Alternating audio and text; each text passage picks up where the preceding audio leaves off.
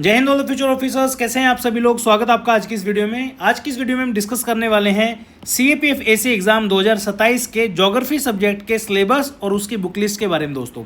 इसी वीडियो में हम देखेंगे कि पीवाईक्यूज को क्यों डिस्कस करना चाहिए, क्योंकि बहुत सारे टॉपर जो हैं बोलते हैं कि पीवाईक्यूज को जो है फॉलो करो, पीवाईक्यूज को फॉलो करो। उसका रीज़न मैं आपको दूंगा और डिटेल में हम ज्योग्राफी का सिलेबस जो है डिस्कस करने वाले हैं, क्योंकि यूट्यूब पे ऐसी कोई और वीडियो नहीं बनाता है जनरली।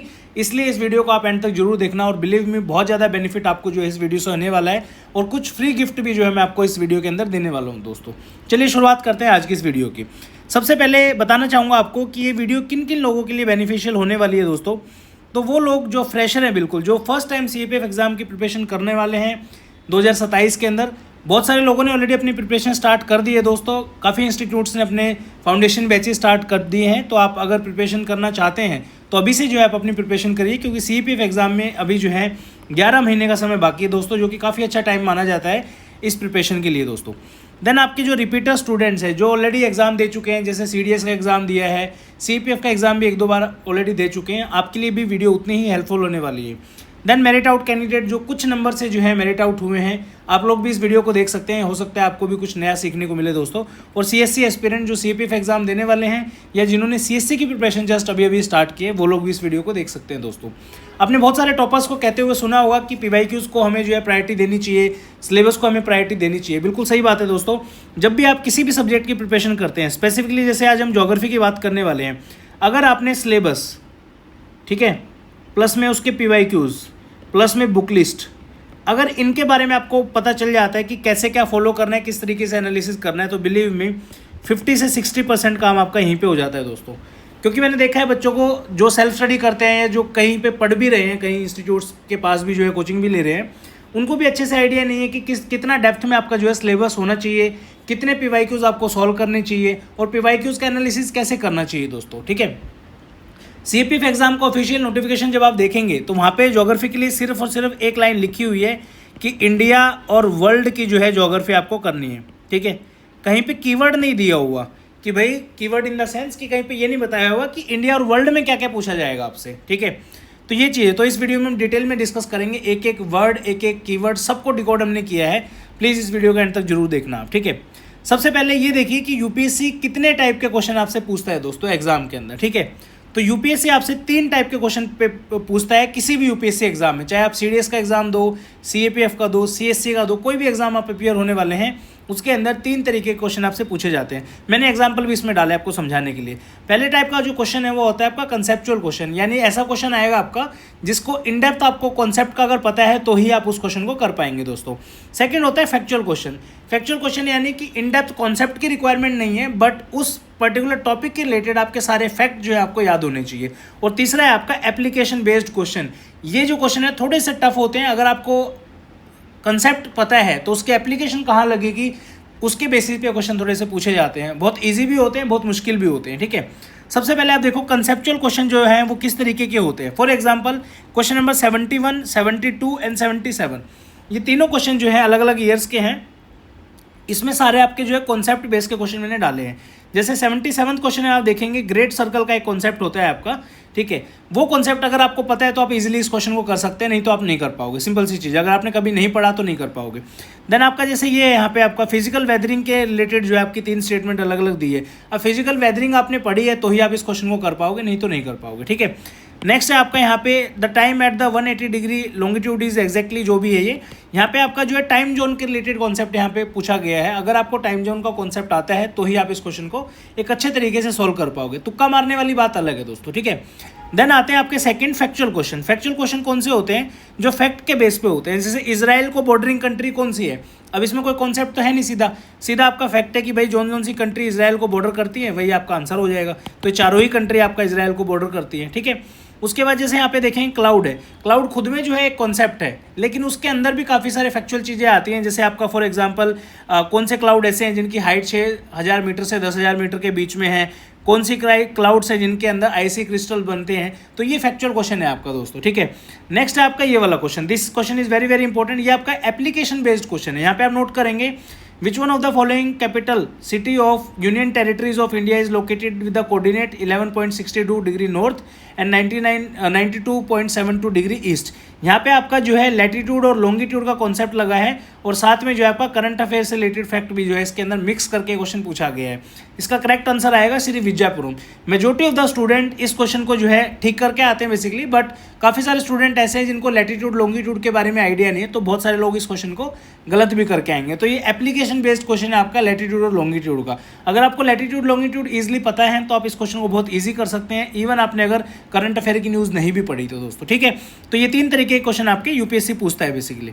देन आता है आपका तैयारी कहीं से भी करो दोस्तों आप, डजेंट मैटर आप स्टडी फंडा के स्टूडेंट हो, किसी कोचिंग इंस्टीट्यूट से पढ़ रहे हो, सेल्फ स्टडी कर रहे हो, कोई दिक्कत नहीं है दोस्तों, लेकिन प्रोसेस सबके लिए सेम रहेगा। अगर आपको अच्छे से सिलेबस कवर करना है ना, कि भाई आप कॉन्फिडेंट हो कि आप रिटन एग्जाम जो है अच्छे से क्वालिफाई करो और फाइनल लिस्ट के अंदर भी आओ, प्रोसेस सबका सेम रहेगा। 3 चीज़ें आपको फॉलो करनी ही करनी पड़ेंगी एट एनी कॉस्ट। अगर कोई आपको ये कह दे कि नहीं ये 3 चीज़ें तो नहीं करनी, भाई जो बोलोगे मैं वो करने के लिए रेडी हूँ। कोई भी दोस्त आपका टॉपर है, ठीक है, कोई भी फ्रेंड, कोई जानकार, कोई भी आपका फ्रेंड टॉपर है या जो भी है जिन्हें एग्जाम ऑलरेडी क्वालिफाई किया है, उनको ये वीडियो भेज देना और पूछ लेना कि परवीन सर इस वीडियो में जो बता रहे हैं क्या वो सही है या गलत है, ठीक है।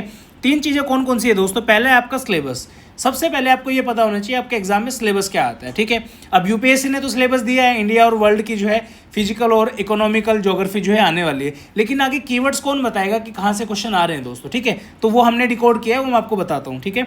उसके बाद जो है पीवाईक्यूज़। पीवाईक्यूज़ क्यों इंपॉर्टेंट है? पीवाईक्यूज़ से ही पता चलता है कि हमारा कितने एमबिट में क्वेश्चन जो है पूछा जा रहा है दोस्तों। और तीसरा है आपका book list. Right book list आपको पता होनी चाहिए कि जो सिलेबस आपका है, जो पीवाईक्यूज़ आपके पूछे जा रहे हैं, वो किन बुक से जो है आपका कवर हो सकता है दोस्तों, ठीक है। उसके बाद ये तीनों जरूरी क्यों हैं? Why they are important? वो इंपॉर्टेंट इसलिए हैं ताकि आपको पता चल सके कि कितने एमबिट से क्वेश्चन आ रहा है, कितना डेप्थ में आपको पढ़ाई करनी है, कौन कौन सी बुक लिस्ट फॉलो करनी है, वो सब कुछ दोस्तों, ठीक है। अब जैसे यहाँ पे सबसे पहले आप देखेंगे पीवाईक्यूज़, ठीक है। पीवाईक्यूज़ को हम देखने वाले हैं। पीवाईक्यूज़ का एनालिसिस क्यों करते हैं, ठीक है। आपने बहुत सारे टॉपर्स को सुना होगा कि भाई पीवाईक्यू पढ़ लो, पीवाईक्यू कर लो। पीवाईक्यूज़ का रीज़न ये है दोस्तों, क्योंकि बहुत बार ऐसा होता है कि पीवाईक्यूज़ से क्वेश्चन आपके रिपीट भी होते हैं, और बहुत बार ऐसा होता है पीवाईक्यू से आपको पता चलता है कि किस किस कीवर्ड से जो है आपके क्वेश्चन पूछे जा रहे हैं। जैसे एग्जांपल के तौर पे मैं यहाँ पे एक क्वेश्चन दिखा रहा हूँ आपको। क्वेश्चन है आपका asteroid belt is situated between, ठीक है। एस्टेरॉयड बेल्ट यहाँ पे आपका एक कीवर्ड है। अब ये क्वेश्चन जो है कभी भी आपका रिपीट हो सकता है। जैसे कल मैंने हमारी फाउंडेशन बैच की क्लास ली थी, मैं आपको दिखाता हूँ यहाँ पे क्वेश्चन। एक सेकेंड दो मुझे, जस्ट 1 मिनट। हाँ, जैसे ये वाला है, यहाँ पे आप देखेंगे ये एस्टेरॉयड बेल्ट के ऊपर यहाँ पे पूछा हुआ है। Along with that similar kind of question जो है आपका ये एस्टेरॉयड बेल्ट के बेसिस पे ही है। Which of the following represent the inner planet between the sun and the asteroid belt, ठीक है। उसके बाद बहुत सारे क्वेश्चन आपके डायरेक्टली रिपीट भी हो जाते हैं दोस्तों। ये हमारी कल मैंने क्लास कंडक्ट की थी बच्चों की, जो हमारे फाउंडेशन बैच के स्टूडेंट थे उनके लिए, ठीक है। अब मैं दिखा रहा हूँ आपको कि किस तरीके से क्वेश्चन जो है रिपीट होते हैं और सिमिलर टॉपिक से जो है आपके क्वेश्चन रिपीट होते हैं दोस्तों, ठीक है। ये वाला क्वेश्चन आपका CAPFAC एग्जाम 2026 में पूछा गया था। क्वेश्चन क्या पूछा था आपका, जस्ट अभी मैंने दिखाया कि भाई इजराइल को कौन कौन सी कंट्री बॉर्डर करती है। CAPFAC 2026 में आया था, बिल्कुल डिट्टो क्वेश्चन, पैटर्न थोड़ा सा अलग है बस। Israel has common border with, same वही है कि इजराइल कौन कौन सी कंट्री को करता है। यहाँ पे 1 to N 1 to 4 इस तरीके से पूछा, यहाँ पे कंट्री के डायरेक्टली जो है नाम दे दिए दोस्तों, ठीक है। बिल्कुल डिट्टो क्वेश्चन है। सिमिलर इसी टॉपिक से क्वेश्चन आपका क्या है, which one of the following is countries of the south west Asia does not open out to the Mediterranean sea. कौन सी कंट्री जो मेडिटेरेनियन सी को के ओपन अप नहीं होती है। तो एरिया यही है, इसी में जो है अलग अलग तरीके से यूपीएससी क्वेश्चन आपका पूछ रहा है। इसलिए आप यहाँ पे देखेंगे कीवर्ड क्या है। यहाँ पे कीवर्ड है आपका मिडल ईस्ट और आपका जस्ट अ सेकेंड, कीवर्ड है आपका यहाँ पे मिडल ईस्ट। मिडल ईस्ट के साथ में क्या पूछा गया है, जो कंट्री जो है मिडल ईस्ट को टच करती हैं वो वाली कंट्रीज़ के बारे में यहाँ पे फैक्ट पूछा गया, ठीक है। तो यहाँ पे मैं इसलिए कह रहा हूँ कि आपको कीवर्ड्स जो है बहुत इंपॉर्टेंट है, उसी से जो है आपका पीवाईक्यू जब आप एनालाइज करोगे तो कीवर्ड के बेसिस पे ही आपको सिलेबस के बारे में पता चलता है। देन आपका है टेरेस्ट्रियल प्लैनेट्स। टेरेस्ट्रियल प्लैनेट का क्या मतलब है, एक कीवर्ड है प्रॉपर। इसी टेरेस्ट्रियल प्लैनेट्स के बेसिस पे काफ़ी सारे क्वेश्चन जो है आपके पूछे गए हैं यूपीएससी के एग्जाम के अंदर, ठीक है।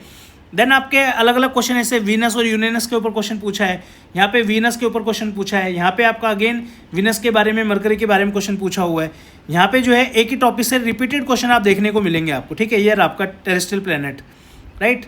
तो इस तरीके से आप देखेंगे तो जब क्वेश्चंस को गो थ्रू करेंगे आपको, तब आपको पता चलेगा भाई कौन कौन से टॉपिक्स हैं जहाँ से जो है क्वेश्चन पूछे जा रहे हैं आपके, ठीक है। उसके बाद कीवर्ड की जो मैं बात कर रहा था, जैसे यहाँ पे एक टॉपिक है आपका mass movement are generally categorised as rapid movement, ठीक है। 2 तरीके की मूवमेंट होता है। पहला होता है आपका मास मूवमेंट, रैपिड मूवमेंट होता है, और एक होता है स्लो मूवमेंट। ये जो है आपका मूवमेंट वाला जो चैप्टर है एनसीईआरटी के अंदर, वहाँ से लिया गया। अब यहाँ पे एक कीवर्ड देखिए, बहुत प्यारा सा कीवर्ड है आपका, जहाँ से मल्टीपल टाइम क्वेश्चन आया हुआ है, वो आपका सोलिफ्लक्शन। यहाँ पे आप देखेंगे सिमिलर सोलिफ्लक्शन क्वेश्चन आया हुआ है, ठीक है। तो आप ये मान के चलो, जब भी आप बुक पढ़ रहे हो तो सोलिफ्लक्शन एक इंपॉर्टेंट कीवर्ड है, आपको उसको अच्छे ध्यान से पढ़ना है दोस्तों, ठीक है। This is the benefit of going through the PYQs, जिससे आपको किसका पता चलेगा, पीवाईक्यूज के थ्रू आप जो है कीवर्ड्स निकालो, और कीवर्ड्स से जो है आपका फिर सिलेबस बनता है। तो हमने कंप्लीट ज्योग्राफी का पूरा सिलेबस बनाया है, पता है कितने सारे क्वेश्चंस को हमने देखा है, मैं दिखा देता हूँ आपको, ठीक है। जस्ट अ सेकेंड, ये देखिए हमने इसमें सीडीएस के क्वेश्चन लास्ट के ऑलमोस्ट 15 से 16 सालों के सीडीएस के क्वेश्चन, जो कि साल में 2 बार होता है, 32 पेपर सीडीएस के हैं, सीआईएसएफ के 15 पेपर हैं, ज्योग्राफी आपके जो सीएपीएफ के हैं वो तो तकरीबन जो है यहाँ पे 16-17 पेपर हैं। उसके बाद सीएससी, जियो साइंटिस्ट, इन सब एग्जाम के क्वेश्चंस को हमने एनालाइज किया जो आपके पर्टिकुलरली ज्योग्राफी सब्जेक्ट से हैं। उसके बाद जो है सिलेबस रेडी किया गया है दोस्तों। ये सिलेबस बिल्कुल फ्री ऑफ कॉस्ट आपके लिए अवेलेबल है। आप स्टडी फंडा का जो टेलीग्राम ग्रुप है उसको एक बार ज्वाइन कर लीजिए, वहाँ पे आपको सारे के सारे जो हैं ये सिलेबस के पीडीएफ जो आने वाले सब्जेक्ट है वहाँ से भी आपको देखने को मिल जाएंगे, ठीक है। अब बात करते हैं डिटेल सिलेबस की, ठीक है। ये मैंने आपको रीज़न बताया कि भाई पीवाईक्यूज क्यों एनालिसिस करना है, उसके बाद सिलेबस के बारे में बात करें, लास्ट में बुक लिस्ट को देखेंगे, ठीक है। तो सिलेबस में आपका 4 बुक्स के अंदर मैं डिवाइड कर रहा हूँ। पहला आपका फिजिकल ज्योग्राफी, दूसरा आपका इंडियन ज्योग्राफी, तीसरा है ह्यूमन ज्योग्राफी, और चौथा है आपका इंडियन इकोनॉमिक ज्योग्राफी। ये 12th क्लास के एनसीईआरटीज़ है आपकी, ये आपकी 11th क्लास की एनसीईआरटीज़ है, ठीक है। इनके अलावा भी 6ठी और 7वीं क्लास के एनसीईआरटी के कुछ टॉपिक हैं जहाँ से आपके डायरेक्टली क्वेश्चन आते हैं, वो भी मैंने सिलेबस के अंदर मेंशन किया है, मैं हाईलाइट भी कर दूंगा, प्लीज़ उसको भी जो एक बार आप पढ़ लीजिए। देखिए सेल्फ स्टडी अगर आप कर रहे हैं तो थोड़े से एफर्ट आपको डालने पड़ेंगे, किसी और कोचिंग इंस्टीट्यूट से पढ़ रहे हैं तो ये इंश्योर आपको करना है कि जो सिलेबस मैं आपको दे रहा हूँ इसका सारा का सारा सिलेबस आपका कोचिंग इंस्टीट्यूट कराए। स्टडी फंडा में हमने पूरा कराया है, I don't know about other, तो आप अपने कोचिंग इंस्टीट्यूट से पूछिए सिलेबस ले जाके कि क्या ये सारा सिलेबस आप हमें कराओगे। अगर वो बोले कराएंगे तो बेस्ट है भाई, उस इंस्टीट्यूट से बढ़िया फिर कुछ नहीं हो सकता। अगर बोले कि नहीं दूसरे इंस्टीट्यूट का हम क्यों कराएं, तो समझ लो आपको गोली दी जा रही है, ठीक है ना। सबसे पहले आप देखेंगे यहाँ पे फिजिकल ज्योग्राफी का सिलेबस हम देखने वाले हैं यहाँ पे। अब यहाँ पे चैप्टर वाइज मैंने जो है इनके कीवर्ड्स को जो है डिफाइन किया है। फॉर एग्जांपल पहला चैप्टर है आपका यूनिवर्स एंड सोलर सिस्टम, आप पूरा पढ़ लेना, कोई दिक्कत नहीं है, ठीक है। इसके इंपॉर्टेंट कीवर्ड्स क्या क्या है यहाँ पे सोलर सिस्टम एक कीवर्ड है, इनर प्लेनेट है आपका, टेरेस्ट्रियल प्लेनेट आ गया ना, इसी से आपका क्वेश्चन आपका आया हुआ था। देन आपका एस्ट्रॉयड बेल्ट है, देन आपका जोवियन प्लेनेट है, देन आपका आउटर प्लेनेट है। सारे के सारे कीवर्ड है आपके दोस्तों, इन्हीं में कीवर्ड्स में से कोई भी क्वेश्चन आपका जो है पूछा जा सकता है। देन फिर यहाँ पे मैंने डाला है मिसलेनियस फाउंडेशन। मिसलेनियस फाउंडेशन का क्या मतलब है, वो टॉपिक जो 11th और 12th क्लास के एनसीईआरटी में नहीं है, क्योंकि आप देखेंगे मेजोरिटी ऑफ द इंस्टीट्यूट या टॉपर्स जो है सीधा बोलते हैं आपको कि 11वीं 12वीं के एनसीईआरटी पढ़ लो, बट मैं आपको कह रहा हूँ भाई 6ठी 7वीं की भी इंपॉर्टेंट है, आप मत पढ़िए 6ठी 7वीं की, बट ये वाले टॉपिक जो है प्लीज़ इनको अच्छे से प्रिपेयर आपको करना है। जैसे 11th 12th के अंदर आपको लैटिट्यूड लॉन्गिट्यूड का कोई कॉन्सेप्ट देखने को नहीं मिलेगा। इंपॉर्टेंट क्यों है, यहाँ पे आपके बेसिक्स जो हैं वो आपको पता चलेगा भाई, इंपॉर्टेंट लैटिट्यूड्स कौन से हैं, हीट जोन कौन सी है, डोल्ड्रम क्या होते हैं, सब चीज़ें आपकी जो है 6ठी 7वीं के अंदर दी हुई है। Then motion of the earth, rotation, revolution वगैरह, circle of illumination, formation of day night, revolution of earth and season, ये सब कुछ आपका 6ठी 7वीं में है, 11वीं 12वीं में नहीं है दोस्तों, इसलिए जो है आपको ये कवर करना है। देन आता है interior of earth, 11th class का टॉपिक है। यहाँ पे आप देखेंगे डिसकॉन्टिन्यूटीज़ के आपके ऊपर क्वेश्चन आते हैं, कॉन्टिनेंटल क्रस्ट और ओशियनिक क्रस्ट क्या होती है उसके ऊपर क्वेश्चन आते हैं। Type of volcano, shield volcano, composite volcano, caldera, flood basalt provinces and mid oceanic ridges, इनके ऊपर क्वेश्चन आते हैं। ये सारे के सारे कीवर्ड्स हैं दोस्तों, ये सारे के सारा सिलेबस आपका कवर होना चाहिए। मैं भी आपको दिखा देता हूँ, जैसे मिड ओशियनिक रीजीज हो गया आपका यहाँ पे, कंपोजिट एंड कैल्डेरा हो गया आपका यहाँ पे, ठीक है। ये देखिए इनके ऊपर आपके क्वेश्चन ऑलरेडी आए हुए हैं। ये देखो स्ट्रेटो वोल्केनो दिख रहा है आपको, ये वाला स्ट्रेटो वोल्केनो, ये स्ट्रेटो वोल्केनो आपका कीवर्ड है यहाँ पे, ठीक है। उसके बाद ये आपका जो है ये सोलिफ्लक्शन दोबारा से आ गया, देखो यहाँ पे 2025 में पूछा गया है, ठीक है ना। उसके बाद जो है आपका यहाँ पे देखिए और दिखाता हूँ आपको, हाँ सीजनल वेरिएशन ऑफ हीट वाला है, ये बिल्कुल बेसिक वाला है। रोटेशन ऑफ अर्थ आ गया आपका। अब सोचो जो बच्चा 10वीं और 11वीं की एनसीईआरटी पढ़ के सिर्फ जा रहा है, रोटेशन ऑफ अर्थ आप कहाँ से करोगे दोस्तों, वो आपको जो है 6ठी 7वीं की क्लास से जो है करना ही पड़ेगा, इसलिए मैंने यहाँ पे डाला है motion of earth, rotation and revolution of the अर्थ, ठीक है ना। उसके बाद जो है इसी में आपका था, तो भाई क्वेश्चन कहाँ चला गया वो, 1 मिनट दिखाओ मैं दिखाता हूँ आपको। बाय द वे ये सारे के सारे पीडीएफ मैंने टेलीग्राम चैनल के अंदर अपने डाले हुए हैं, वहाँ से जाके आप जो है आराम से इसको ले सकते हो, कोई दिक्कत नहीं है दोस्तों, बिल्कुल फ्री ऑफ कॉस्ट अवेलेबल आप सबके लिए, ठीक है। 1 मिनट भाई कहाँ चला गया 1 मिनट, देख क्या रहे थे बाय द वे, शील्ड, हाँ ये वाला देख रहे थे ना, ओके 25 में मिलेगा फिर ये, 25 25 25 25 कहाँ गया भाई? अच्छा, CDS का एग्ज़ाम में आया होगा, फिर इन्हीं एग्ज़ाम में कहीं ना कहीं मिल जाएगा आपको। इस पूरे PDF में इन टॉपिक के ऊपर क्वेश्चन ऑलरेडी आए हुए हैं, ठीक है। ढूंढने में थोड़ा टाइम लग जाएगा बस, और कुछ बात नहीं है, ठीक है। कहाँ चला गया बाबा? ये देखो दोबारा आ गया ना, सीजन ऑफ अर्थ पे भी आया हुआ दोबारा। ये रहा आ गया। मिड अटलांटिक रीज आपका देख रहे हो आप, यहाँ पे ये आया हुआ है। उसके बाद यार क्वेश्चन तो आया फॉर श्योर 200%, कहाँ मिलेगा बस ये देखना है। ये देखो ग्रेट सर्कल फिर दोबारा रिपीट हुआ है, देख रहे हो आप? एक बार पहले आया था अभी, उसके बाद ये दोबारा रिपीट हो गया यहाँ पे।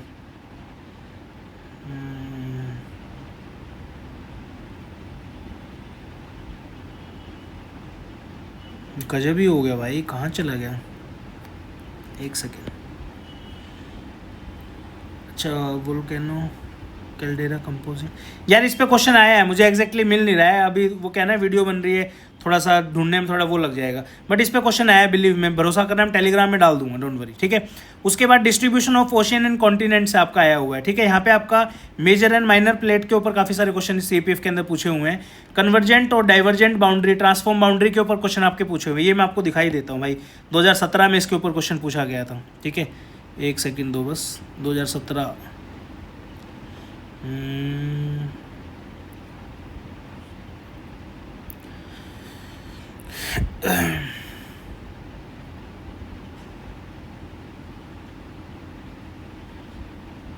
आज मिलेगा नहीं मिलेगा भाई? क्या हो गया इसको?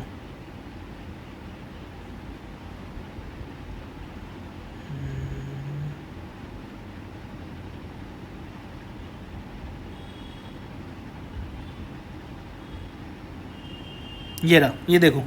अब जैसे यहाँ पे क्वेश्चन रिंग ऑफ फायर के ऊपर पूछा है यहाँ पे, ठीक है। ये देखो दिख रहा है keyword divergent plate margin, divergent plate margin बोल लो, डाइवर्जेंट प्लेट बाउंड्री बोल लो, ये सारे के सारे जो है आपके कीवर्ड्स हैं दोस्तों, ठीक है। ये देखिए यहाँ पे तीन टाइप की प्लेट बाउंड्री होती है आपकी, एक होती है कन्वर्जेंट, एक होती है डाइवर्जेंट, एक होती है ट्रांसफॉर्म बाउंड्री। तो जैसे जैसे आप सिलेबस कवर करेंगे, एक एक वर्ड आपको पता होना चाहिए दोस्तों। जनरली इंस्टीट्यूट सिलेबस इसलिए प्रोवाइड नहीं करते क्योंकि वो पूरा सिलेबस ढंग से कवर नहीं करते हैं, बट ये सिलेबस आप अपने कोचिंग इंस्टीट्यूट के पास लेके जाओ, जो आपको पढ़ा रहे हैं, या खुद से पढ़ो, कोई दिक्कत नहीं है, ठीक है। ये आपकी जियोमॉर्फिक प्रोसेस है। देखिए मास मूवमेंट दिख रहा है, स्लो एंड रैपिड मूवमेंट दिख रहा है आपको, लैंड स्लाइड और स्लम्प दिख रहा है। इसके ऊपर क्वेश्चन मैंने आपको दिखाया था ऊपर, ये वही है, यहाँ पे देखिए ये रहा, ठीक है। ये वाला कीवर्ड देखिए आप, 2 बार क्वेश्चन आया आपका सिर्फ CPF एग्जाम के अंदर। ये रहा आपका रैपिड मूवमेंट, यहाँ पे रैपिड मूवमेंट, और यहाँ पे आपका है सोलिफ्लेक्शन के ऊपर क्वेश्चन, ठीक है। स्लम्प भी आ गया यहाँ पे, क्रीप, ये सब जो है आपके इसी चैप्टर से रिलेटेड है क्वेश्चन, ठीक है। तो ये डिटेल कीवर्ड आपको सारे करने हैं। देन आपके लैंडफॉर्म आ जाते हैं, पूरा चैप्टर लैंडफॉर्म के जितने भी इंपॉर्टेंट कीवर्ड है। इवन मैं एक चीज़ की और गारंटी आपको दे रहा हूँ, अगर आप सिर्फ और सिर्फ ये पूरा सिलेबस भी पढ़ लोगे ना ज्योग्राफी का, 1 से 2 क्वेश्चन एग्जाम में गारंटेड आपको सिलेबस से ही मिल जाएंगे, ये मेरा वादा है आपसे, ठीक है। उसके बाद अर्थ का एटमॉस्फेयर है, ये वाली चीज़ें आपको पढ़नी है। प्रेशर बेल्ट वगैरह, ग्लोबल सिस्टम, ये सारा का सारा सिलेबस जो है चैप्टर वाइज डिकोड मैंने किया हुआ है दोस्तों। इन सारे के सारे सिलेबस को आपको फॉलो करना है। यहाँ तक आपका जो है फिजिकल ज्योग्राफी का सिलेबस जो है खत्म होता है। देन आता है आपका इंडियन ज्योग्राफी, इंडिया की लोकेशन, इसके बेसिस पे सारा का सारा डिवाइड है। फिजियोग्राफी में क्या क्या पूछता है, ड्रेनेज के अंदर क्या क्या पूछता है, सारी रिवर वगैरह, उनकी ट्रिब्यूटरी सब मेंशन है। क्लाइमेट के अंदर सब मेंशन है। नेचुरल वेजिटेशन 5वां चैप्टर, सॉइल का 6ठा है, नेचुरल हैजार्ड और डिजास्टर 7वां चैप्टर है, ठीक है। ह्यूमन ज्योग्राफी का एक प्लीज़ आपसे हाथ जोड़ के विनम्र निवेदन है, सच में कह रहा हूँ, ह्यूमन ज्योग्राफी को जनरली बहुत सारे इंस्टीट्यूट स्किप कर देते हैं। प्लीज़ आप खुद भी अगर तैयारी कर रहे हैं तो ह्यूमन ज्योग्राफी की और आपकी जो इंडिया इकोनॉमिक वाली जो बुक है, दोनों ही बुक इंपॉर्टेंट है, उनको प्लीज़ मत छोड़िए। एक एक चैप्टर आपको उसमें कवर करना है, ठीक है। ये एक्टिविटीज़ आ गई, इंटरनेशनल ट्रेड आ गया, ह्यूमन सेटलमेंट आ गया आपकी, ओके। देन आपका population distribution, density and growth वगैरह, ये सारे के सारे क्वेश्चन आपसे पूछे गए हैं, ठीक है। Causes of migration, push and pull factor है। यहाँ पे एक क्वेश्चन आपका पूछा गया था पुल फैक्टर के ऊपर, या पुश फैक्टर के ऊपर आया था, सॉरी, शादी वाला जो रीज़न एक होता है, ठीक है। ह्यूमन सेटलमेंट, लैंड एग्रीकल्चर, ठीक है। Culturable wasteland, fallow land, I think CPF 2026 में ही पूछा था शायद ये लैंड वाला, तो आई थिंक जहाँ तक आइडिया, 1 मिनट देख लेते हैं, just a second.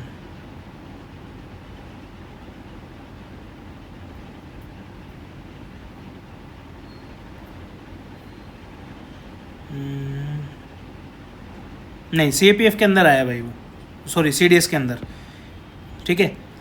Culturable fellow land I think CDS के अंदर आया है या CSE के अंदर आया, किसी के अंदर तो आया। देन आपका ये water resources, mineral energy, manufacturing, ये सब चैप्टर्स हैं आपके। देन इंटरनेशनल ट्रेड आएगा यहाँ पे, लास्ट में आपका आएगा इशूज रिलेटेड टू प्रॉब्लम्स, ठीक है। ये आपका इंडियन इकोनॉमिक ज्योग्राफी है। अब आती है सर बुक लिस्ट के बारे में। बुक लिस्ट के बारे में देखिए, जो भी फ्रेशर बच्चे हैं भाई, प्लीज़ अगर आप खुद से पढ़ रहे हैं, किसी इंस्टीट्यूट की हेल्प नहीं कर रहे, कोई कोचिंग नहीं ज्वाइन कर रहे, तो 6ठी से 12वीं की NCERT पढ़ो। 6ठी से 10वीं में बहुत ज़्यादा एफर्ट नहीं लगेंगे आपके, 7-8 दिन का टाइम लगेगा। प्लीज़ इसको कवर कर लो एक बार अच्छे से, ताकि आपके जो बेसिक कॉन्सेप्ट है ना वो क्लियर हो जाए।